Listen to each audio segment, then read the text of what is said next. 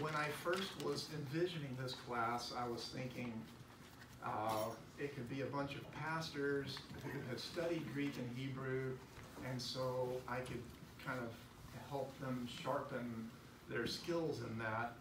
And then as I sat and talked with Jim Lowry, he said, I wouldn't expect that kind of audience. You should probably expect to be talking with people who don't know Greek and Hebrew. So maybe could I get a show of hands? How many of you have studied Greek or Hebrew to the point that you could follow a Greek New Testament or a Hebrew Old Testament, maybe with some help, but you can follow it. Okay. I always refer to the Greek and Hebrew when preaching, and so therefore I wouldn't say I've studied it, but I do. Yeah. I speak Spanish, a bit of Italian, so okay. I cross over languages. Okay. So that's all I got. I got so nothing more.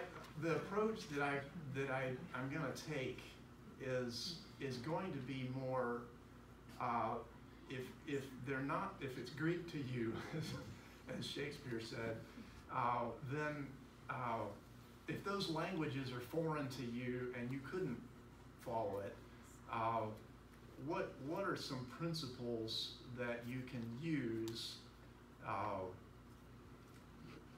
that can help you orient yourself and grow in your ability to handle teaching the scriptures?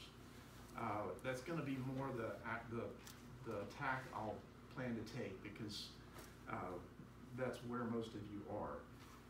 Just a little bit of background. I started studying Greek and Hebrew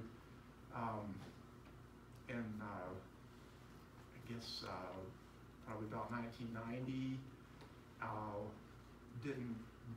Didn't get into it formally until going to seminary in 1997,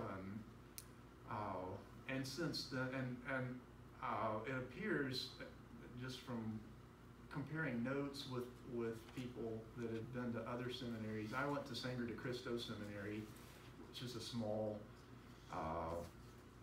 My graduating class was 3. It's operated off of a ranch in the Sangre de Cristo Mountains, owned by a Navy chaplain that got his doctoral degree in teaching Greek, and built a little one-room schoolhouse on his ranch, and people started coming there to learn Greek from him. And apparently he's national class, and I didn't realize it when I went there. But as I've met with other people, are like, oh, you know Dwight Zeller? He taught you Greek? Wow. So the seminary program that I went to had a special focus on Greek and Hebrew exegesis, and the professors that mentored me most had a deep love for that, and really sparked my love for that. And as I've gone on past seminary and gotten into teaching in the church, I helped plant Christ the Redeemer Church 13 years ago here in Manhattan, and we're still have been meeting along at the Scenic Valley Inn on Scenic Drive behind the airport. They've got a little half-size gymnasium that we set up chairs and hold our meetings in. And the Nichols there have been great hosts for us. As I have continued on for about the last 7 years or so, I've been involved in a project with a couple of other people with Bible translators.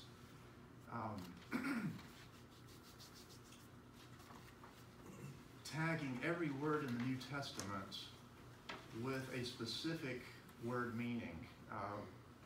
There's a pretty common resource available of the Greek New Testament tagged with Strong's numbers. And the Strong's, if you go to the number in Strong's dictionary, you'll see a whole, usually several words, a whole range of meanings. And so that earlier work, great classic work, and it's very useful, but it doesn't pinpoint the exact meaning for each word. And so what we did, and we just finished this in January, was pinpoint the exact meaning for each word in context. And we're doing it based off of Ioannidis' more recent Greek-English lexicon of semantic domains, and we actually ended up also making corrections to Ioannidis' lexicon as well in the process. So that was a really exciting project that got me a lot deeper into my knowledge of Greek vocabulary and the use of words and idioms and stuff like that, and was a great way for me to develop in my abilities. I've also since then switched over to working with a Hebrew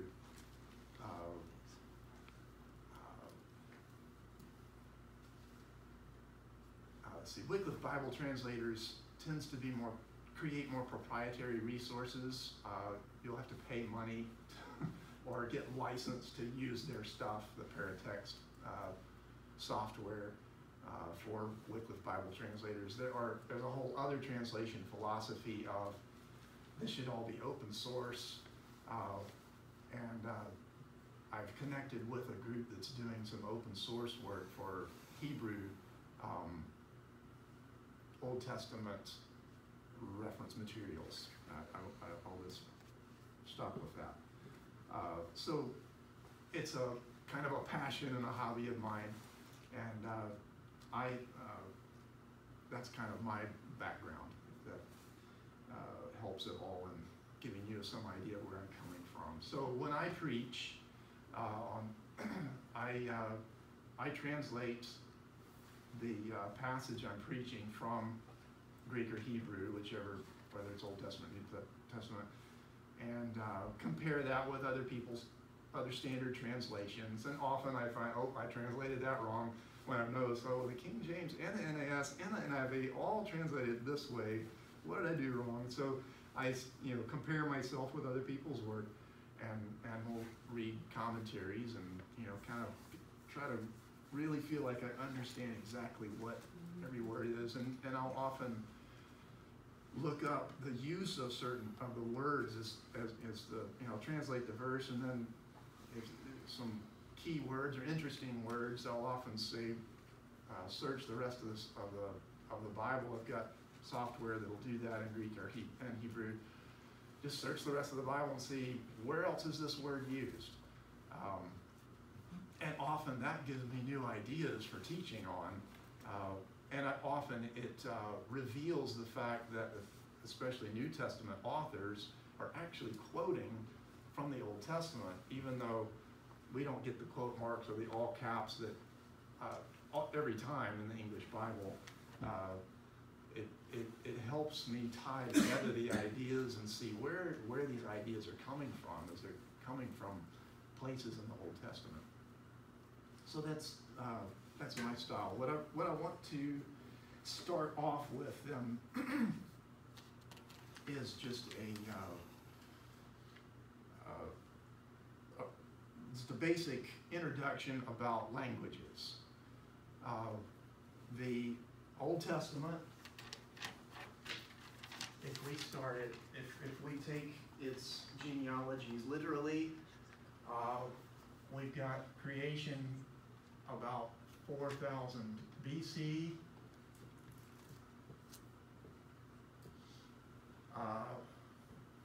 We've got, let's see, and we're at 2080 down here. So I'm trying to,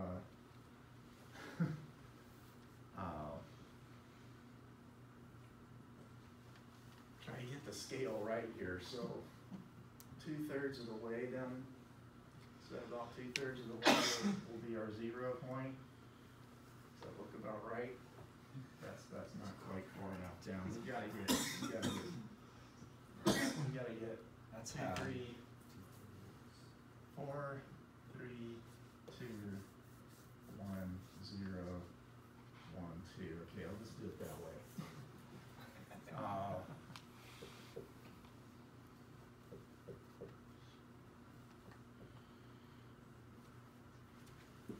And I'm gonna mostly be doing round numbers, okay? So I'm not, if you're, I have to ask Mike to forgive me for not being very specific with the numbers. He's an engineer.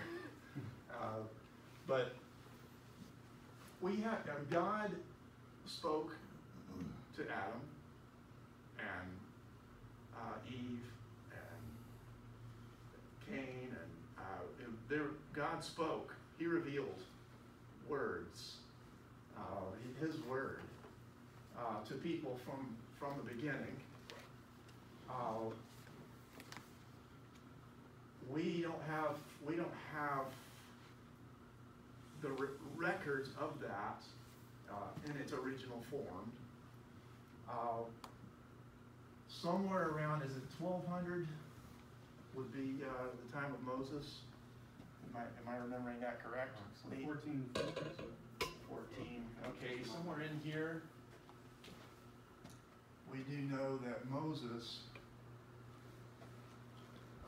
wrote the book of Genesis. So whatever records he used to compile this now were compiled in some kind of a book form, and were probably written in the Hebrew language.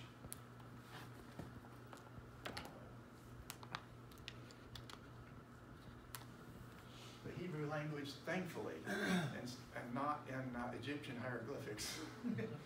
What a wise decision that was, and I give a lot of credit to Moses as a lexicographer. I mean that we think a lot about his leadership and his walk with God, but even his linguistic and literary achievements are amazing.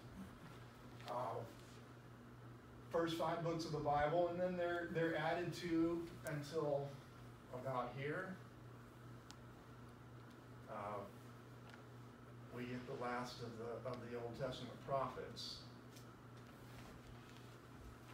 and at this point, and shortly before that time, you've got the exile into Babylon, which brought Jews into a Chaldean-speaking area, Aramaic, where their language shifted from Hebrew to Aramaic. So when they come back to, so the book of Daniel is written in the Aramaic language. The book of Esther in Babylon is written in Aramaic. Now, they're very, very similar languages, and so more similar than like English and German would be. So you could, if you know one, you could probably follow the other, but there'll be differences here and there. So we've got a little bit, we have a couple of Aramaic, and as well as a couple of, so a little bit of Aramaic that's related to the exile, time of the exile. And the Jews are still speaking Aramaic. Jesus, probably that was the language he was speaking. When we get direct quotes in the New Testament, when he says to the girl, Talitha Kum, that's Aramaic, not Hebrew. And when you get your, the Hebrew word for son is ben, but in the New Testament, it's bar, which is Aramaic. So Bar Jonah, Simon Bar Jonah, means Simon, the son of Jonah. Whereas if you're speaking pure Hebrew, it would have been Ben Jonah. but you also have around it, so this is, 0 then is the time of Christ, or in round numbers here. Jesus arrives, and people are still speaking, and the Jews are still speaking Aramaic, but the Greeks have come in around here and conquered much of the world. Greek, not greed. That's probably Promoting what stuff it there. And so a world language, in terms of a world language, Greek becomes a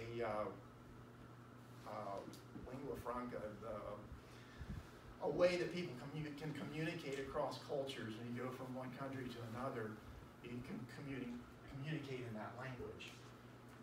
Greek is a very different language from Hebrew and Aramaic, and I'll get into some of those differences in a minute.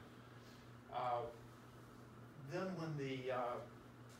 when the disciples start writing their accounts of Jesus and their epistles, they write the New Testament in the Greek language. It is in Greek. There is a tradition that Matthew wrote his in Hebrew, as well as another tradition that the book of Hebrews is written in Hebrew, but there's really no evidence for that. No concrete evidence for that. And for all practical purposes, every book in the New Testament was written in the Greek language. Somewhere around here, 200 to 100 BC. So here we got, how do I put this? We got Old Testament then, or the Old Testament as we know it. It certainly was in some form further back, but as we know it, the Old Testament translated into Greek here around 200 BC. I don't know which way to put the arrow. I haven't really practiced how I want to deliver this. Translated into Greek around 200 BC. Okay.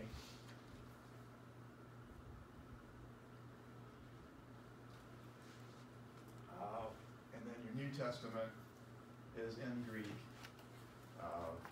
And it really only spans about 15, well, it spans less than a century of history.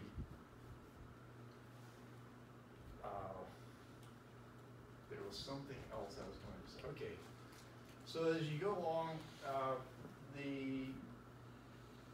as the gospel spread throughout the world, other languages became necessary, and so early on, the Bible was translated into a number of different world languages at the time. Latin, the Ethiopic languages, Sahidic and Bohairic,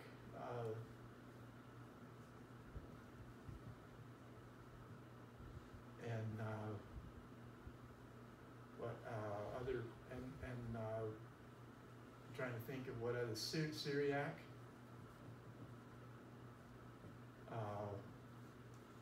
Then you also, later on, you get some more languages like Arabic and Gothic, Armenian.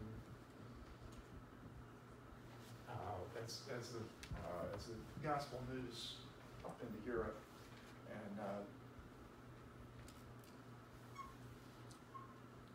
and then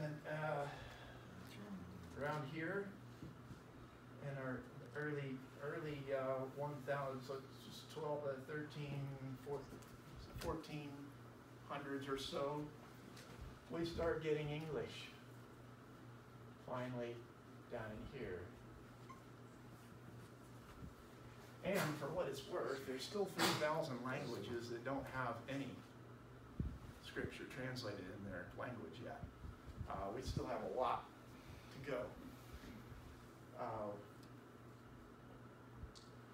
So our English Bibles, one of the biggest takeaway point is our English Bibles are not the language the Bible was originally written in. Our English Bibles are translations.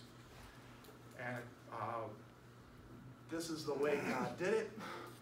We have the Tower of Babel to blame for it, perhaps it's our own fault for rebelling against God.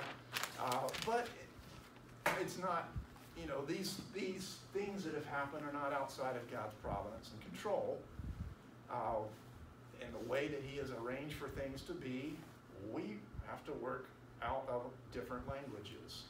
And the Bible has to be translated from one language to another.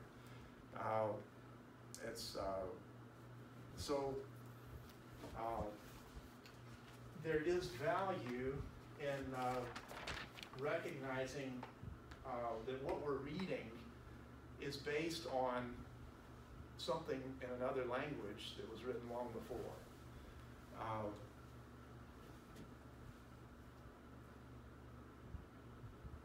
Let's see okay, I was gonna, okay, since I'm still on a timeline, let me do one more thing. And I really have no idea how I'm doing on time either. What have I got, till 4:30? Is that correct? I don't. Yep. Okay, I need to really watch what I'm doing here and pace myself. The oldest known manuscript of the Old Testament Hebrew until less than 100 years ago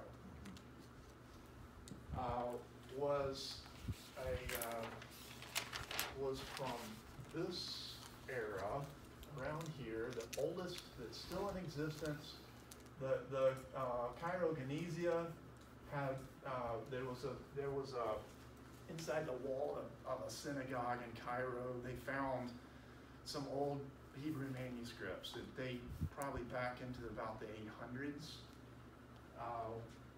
ish. They don't appear to be very good copies. They seem to have a lot of problems with them. The best preserved one, which is in good shape, would be in the late 900s. I don't remember the exact year. I will say 50 just to be round, give round figures. And there's a codex in Leningrad, and there's also the Aleppo Codex that are, they're about that old. So that was the oldest known manuscript still in existence that you could go back and say, well, that's what the Hebrews said, at least as of 900 AD. A major discovery was made in the 70s or 60s. The Dead Sea Scrolls. They bumped us back to the same era as the Septuagint. So there's the Septuagint. Septuagint is often abbreviated LXX for the 70. Right. Legendary 70 translators of the Old Testament into Greek year around 200 BC.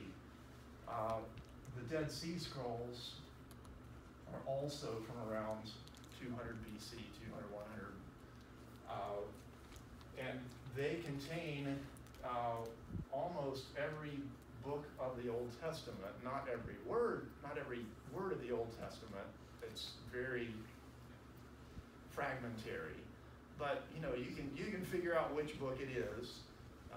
As often you can only see the words on the two sides of the scroll and nothing down the middle or something like that is what I've found as I've compared with the Psalms, what I've preached through. But it backed us up almost 1,000 years in seeing well, this is what the Hebrew text said back at this point in history. That's the oldest we know of. There are no older, there is no copy from Moses' time period. With Greek,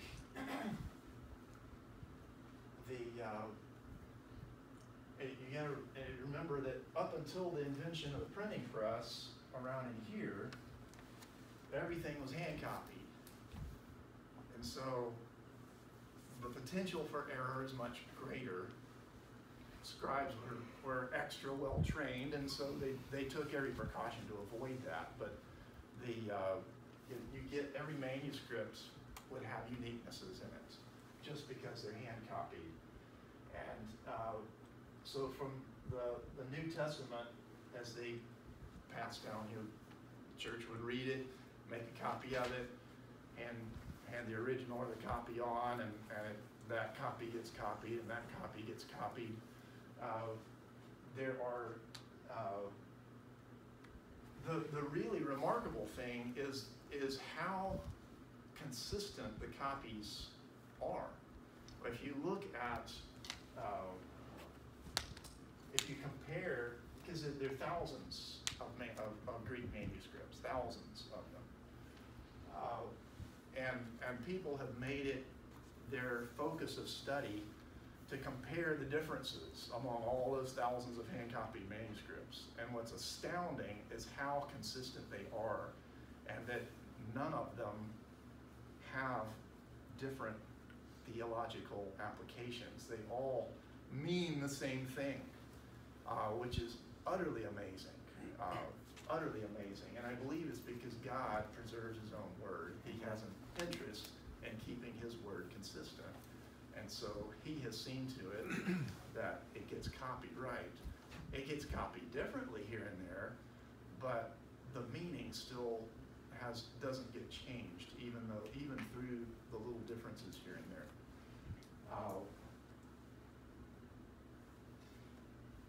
The oldest known Greek manuscripts until at the time that the King James Bible was written in English. The oldest known ones are from around 1000, 900 AD.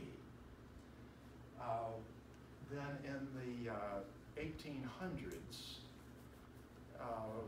some researchers discovered about half a dozen manuscripts, and it was more than one researcher discovering them. It seemed like about a half a dozen new manuscripts were discovered that were older and dated back to about the years 200, 300, 400.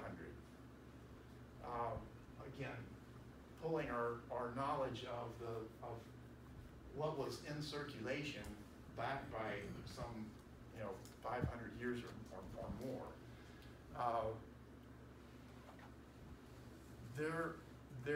There's a controversy, and I'll be willing to go into it as deep as you want, but I'll try to stay shallow for now, unless you ask questions.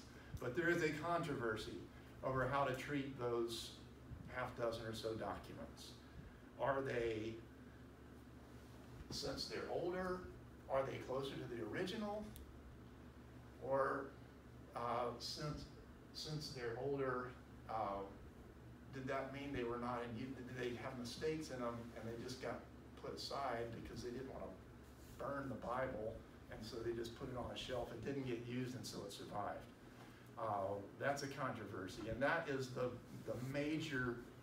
main issue, as I understand it, between the King James only position and the position of modern translations. The King James only position says they were not good copies. And that might be a little, in my opinion, no, they weren't the best copies, but I'm not a King James only person, so it's maybe it's a wider category than King James only. The modern translations, your ESV, NIV, New American Standard Bible, all those go with the view that no, these are closer to the original. We're going to follow them, and ignore the consensus of the thousands of other manuscripts which were found later. What kind of differences are they? One of the most common ones is that some of these earlier ones will just say Jesus or just say Christ, and some of the later ones will say Jesus Christ, both words together. Doesn't change the meaning a bit, but the King James only folks will say, well, see, they took the name of Christ out of the Bible. And that's not the most fair way to argue about that.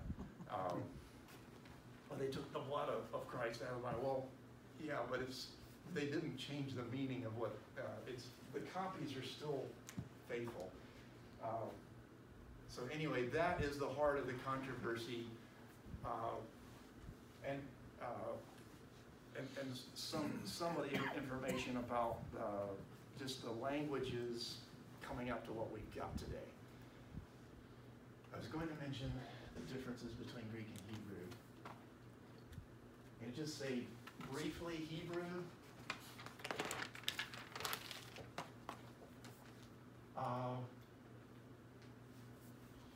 Versus Greek.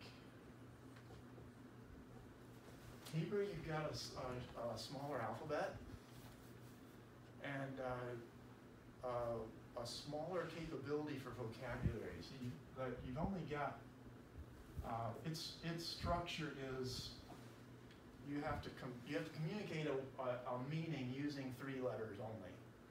Just the way it's designed. So you've only got so many words you can make out of 3 letters if you've got 22 letters in the Hebrew alphabet. And some of those letters you can't use in certain places. So whatever that is, some you math people that can multiply it. I've heard there's only about 200 root words in Hebrew. And so one of the characteristics of the Hebrew language is that one word serves a lot of different purposes, or one root word will serve a lot of different purposes. So it'll have literal meanings, and then it'll have kind of a whole constellation of figurative meanings that come out of that one literal meaning. So you can have the word for head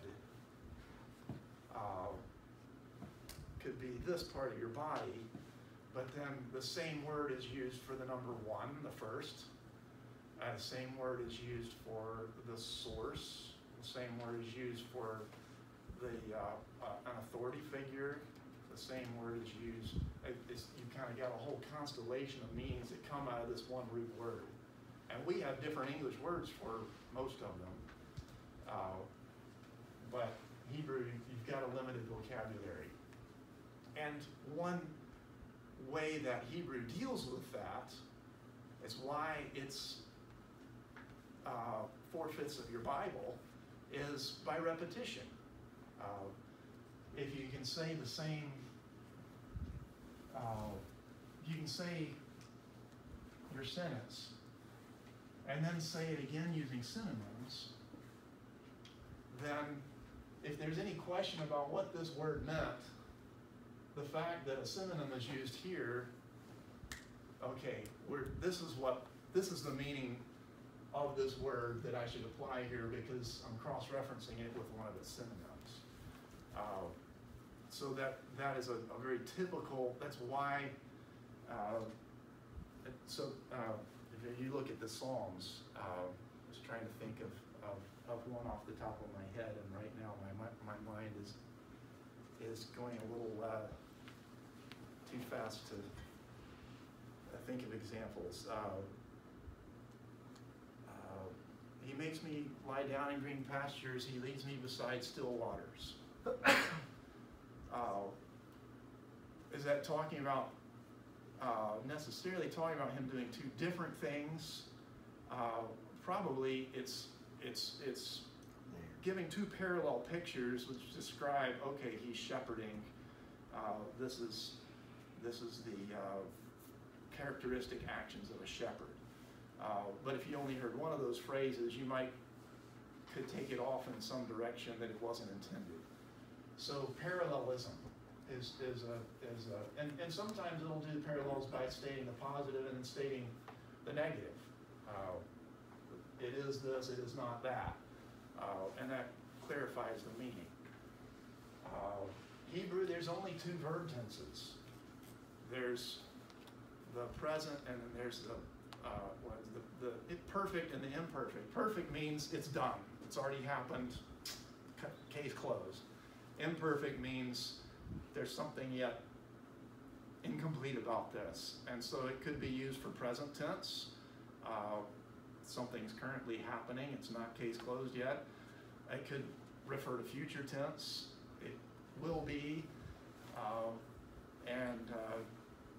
And that is one reason why you get different translations. Sometimes, if you compare translations, you'll see some translations throw it into the future, some people put it in the present. Why is that? Well, they're looking at the same verb, and it's a matter of interpretation, whether I say it's present or future, because there's no difference in Hebrew for that. Now, modern Hebrew will use a different form, more for the present, but it's not so much in the biblical Hebrew. There's a lot of interpretation that has to go on. It's like interpreting a poem. There's a lot of leeway that a translator has when translating Hebrew. With Greek, it's not so much that way. Greek has a larger vocabulary. It was already fairly developed. Greek philosophers had done a lot to create a whole vocabulary for a lot of philosophical terms. And Greek has this is a lot like German in the way you can just, if the word doesn't mean exactly what you want, just add another syllable or another word onto it and just string them all until you've got the word you want to say. Greek can be very precise. It has like 7 verb tenses instead of just the 2.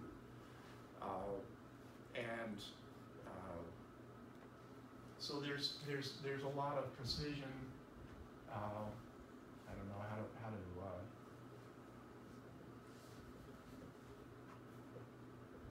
there's a lot of it has a lot of design for philosophical or spiritual terminology.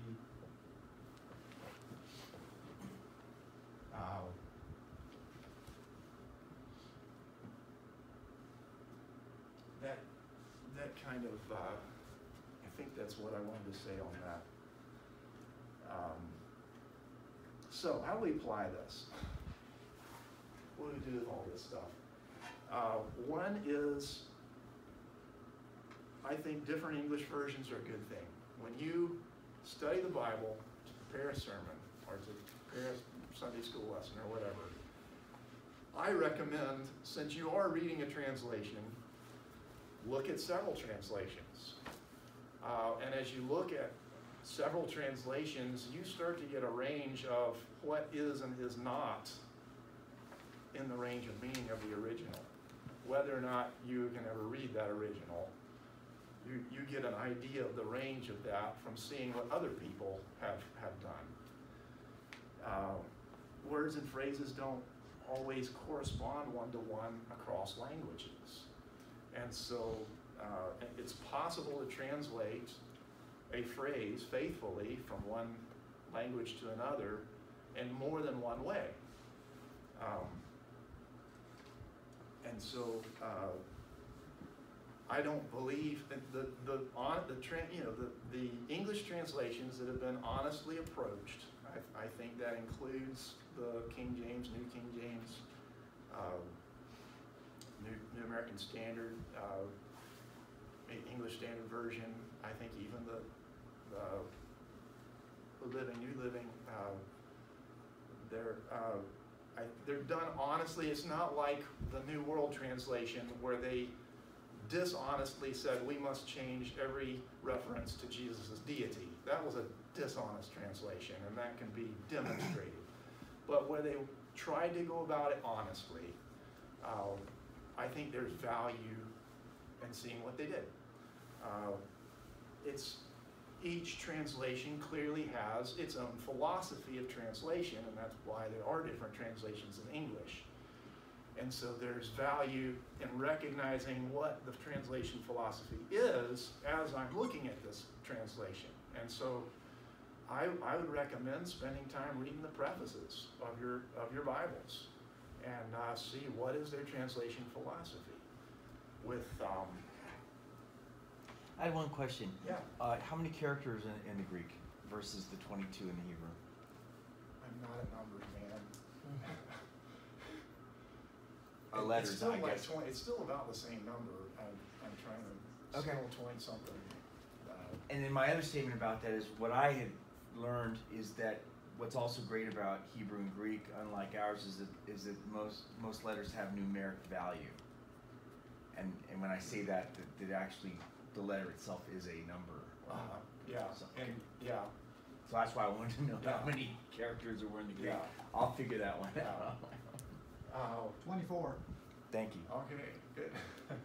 And also, did they start as kind of pictorial, the shape of the letters themselves? In the Hebrew? There's some of that probably. Now, I would strongly caution against getting into mystical interpretations based on Hebrew. That's a point I've got a little later on. Let me get to that in a minute. I'll clarify, there's 24 in the modern, and then there's 32 that's including some obsolete letters. Okay, I'm not even halfway through what I wanted to talk about. No, go. Sorry. King James, I'm going to say NAS, NIV,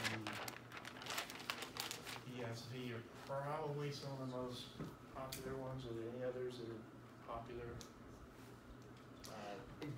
I read the New King James just because. And it's a form of that right. one. And I actually like New King James.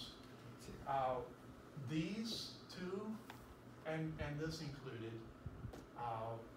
tend to be more word for word translations, and so usually practically every word you can go back to the original Greek or Hebrew word, and it's generally word for word in its translation, and I like that.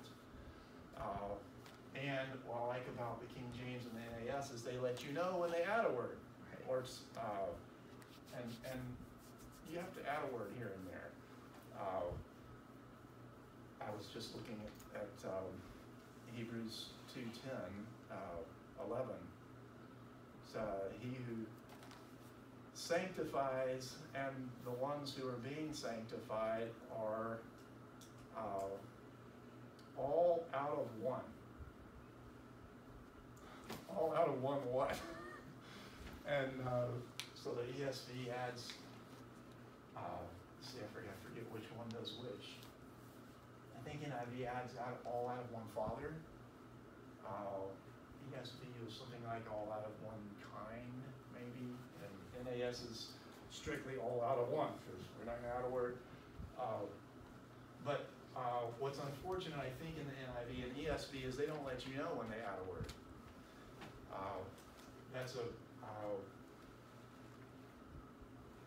I still think they're honest translations, but I think it's helpful when NAS italicizes, or King James, they italicize it if they've added the word in. That's valuable.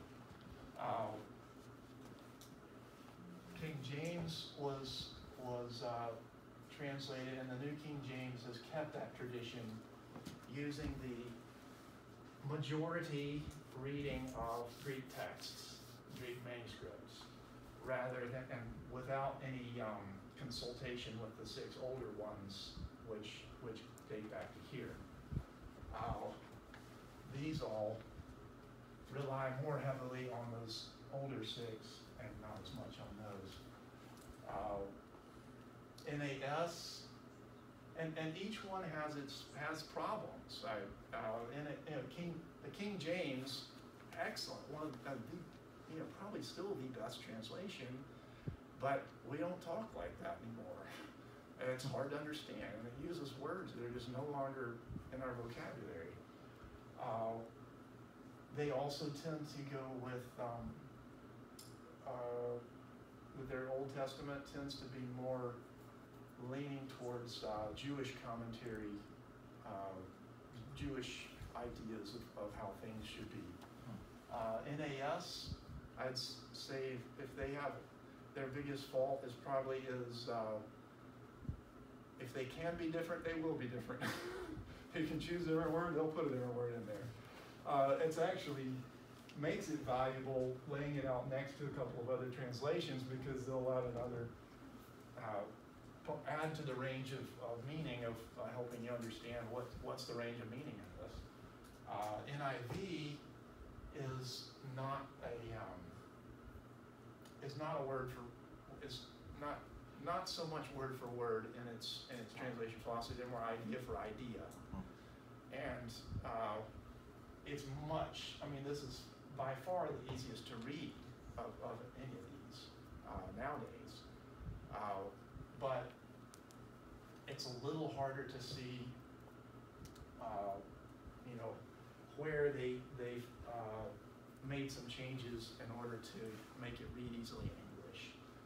I'd say ESV is more a theologically motivated translation. They took they took one of the dishonest translations, the RSV, the Revised Version, which was created by the theological liberals to move away from evangelical doctrines, and used Reformed theologians to rewrite it and correct it all. But it was mostly, and so it's theological, in terms of theologically, it's good. In terms of philologically, it's not. I believe it's careless. They did not have as rigorous an editing process as these have had. When you say RSV, is that Revised Standard Version? Okay, I just want to make sure. Let's see. So again, I'm talking about translation philosophies, and so just be aware as you're reading what the philosophy is of the version you're reading, and I recommend using multiple versions. I have a question. Yes. So when the Old Testament was translated from Hebrew into English, was it if the Hebrew is so open to interpretation, is it open to interpretation as in translation or among Hebrew-speaking people themselves? I mean, because how do you know if you're really getting, if there's so many different meanings, how do you know you're really getting the accurate thing as it's being passed down? Well, just in the Hebrew by language alone. the nature of language is to communicate. So it's not going to give. It's not going to be mysterious to people who are familiar with the language. Okay, so when they translated it into English, did like a natural born Hebrew speaking person read it in English and say, yeah, that's pretty much what it means? Right, and we also have the benefit of thousands of years of commentaries on the Bible, and so when translation is done, that is consulted, and there is a general consensus among scholars of what it is saying. That maybe kind of leads me into a major point I wanted to say, and that is that beware of people trying to come up with new meanings that aren't in your English Bible. It's one of the things that makes me most angry is when I sit in a worship service and the pastor uses the Greek or Hebrew to move people away from what their Bible actually says. Uses it as a diversionary tactic because he knows they don't speak Greek or Hebrew, and so he can say anything he wants. And he's the pastor, nobody's going to question him. And that's very dangerous ground. You know, there are certainly some people with a strong enough understanding to be able to talk knowledgeably on the subject, but especially for yourself, you know, if you're not knowledgeable of the subject, don't act like you are, and don't try to chase rabbit trails that bring totally new meanings up. I'd say look for corroboration. Look for, you know, 2 translations that use the same word, and that's pretty good. There are 2 commentaries that say the same thing, and you know, you're on pretty stable ground then.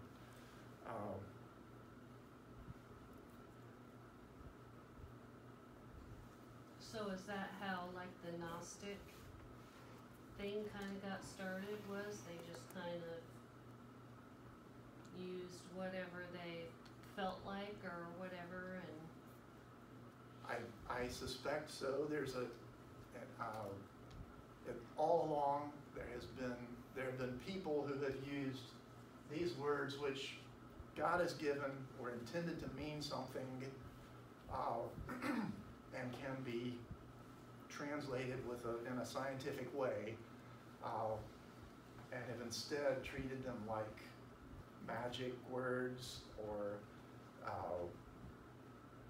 words that you can pull any kind of meanings out of and just go hog wild and making up things about it, and that is it's always been around, and it's something to be careful about. Your English Bible is reliable. The standard English translations are good ones, and don't, you know, don't believe it if somebody tells you your Bible isn't good enough.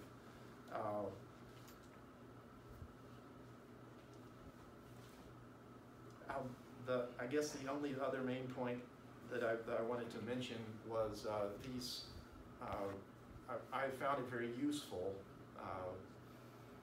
to look at how, if I'm studying a passage, there's a key word, you can use the Strong's number to find all the other uses of that word in the Bible. That's valuable. The Theological Word Book of the Old Testament, or Theological Word Book of the New Testament, does just that and has an article for each word. So you can read somebody else's work on that, or you can look them all up yourself. It's very enriching to see, you know, to be reminded of other Bible passages and to think of the connections between them all. That's valuable. My caution would be on the flip side of that. Often, if you don't know the language, the fact that you've looked up a word in a lexicon doesn't make you an expert on that, that use of that word. Grammar also informs us, and grammar requires a deeper knowledge of the subject and how these words are interacting with each other in the context of the larger thing, and it just takes a deeper knowledge, and that's what translators are there to do for you. And so use word studies, but be careful in that, again, not to start extrapolating meanings that really aren't there. I was hoping to spend a lot of time with question and answer, but I'm probably over time. Well, we asked some questions, Were there so I any feel. burning questions that you had? What are some just easy resources to go off of for some basic interpretation? I have really appreciated for New Testament studies, the public domain, books in the public domain by Marvin Vincent, Word Studies on the New Testament, one of them's Word, and A.T. Robertson's Word Pictures of the New Testament. Those Word Studies in the New Testament, I think.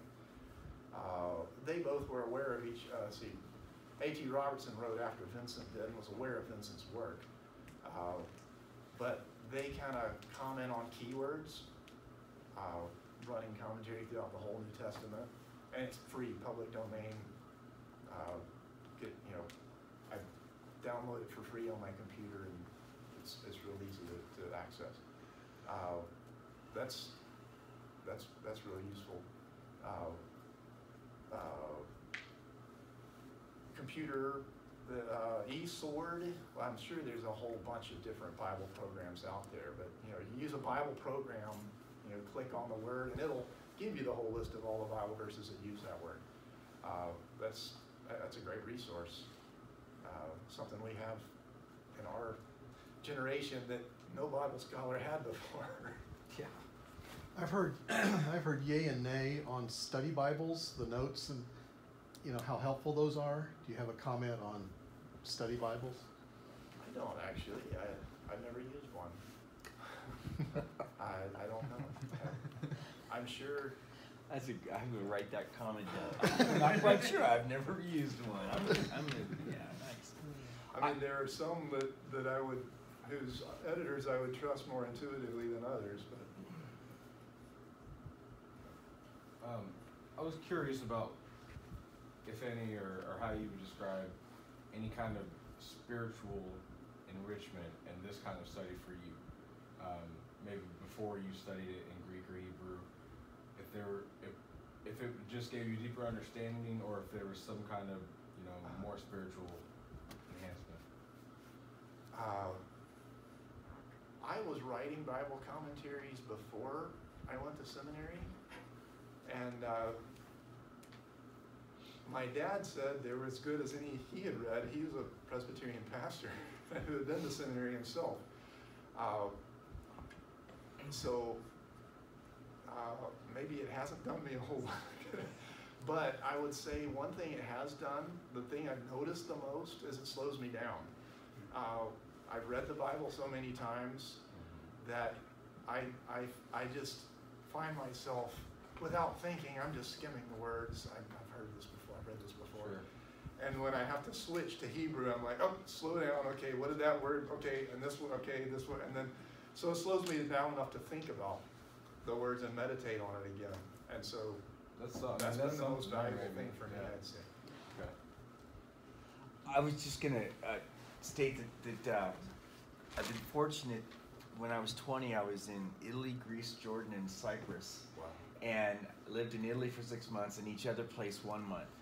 What I learned in very little Arabic, kifala kwais and things like that, was that they were specifically designed to communicate. So sometimes we think of other languages as that they don't communicate as, say, deeply as English. However, Greek especially has specific words for types of love. Whereas we say, love, I love that tree, I love that's a great faucet, I love it. And so what I found is that I try to say, what were they trying to communicate with that? And yes, Greek was a perfect language at the time, almost like French was spoken in Europe for a period of time as the communication language. And that I would only say that it's specifically designed to communicate. And yes, not to create some sort of weird philosophy. So, and that's my experience with language. So. Yeah, listen to what he said. that is important, because there are people that use language to obfuscate, and that's not correct. That's not the way God designed it. It's time for. Thank you. Thank you. And feel free to. You probably have some kind of contact information. If you run into a question in Greek or Hebrew, I would enjoy answering it.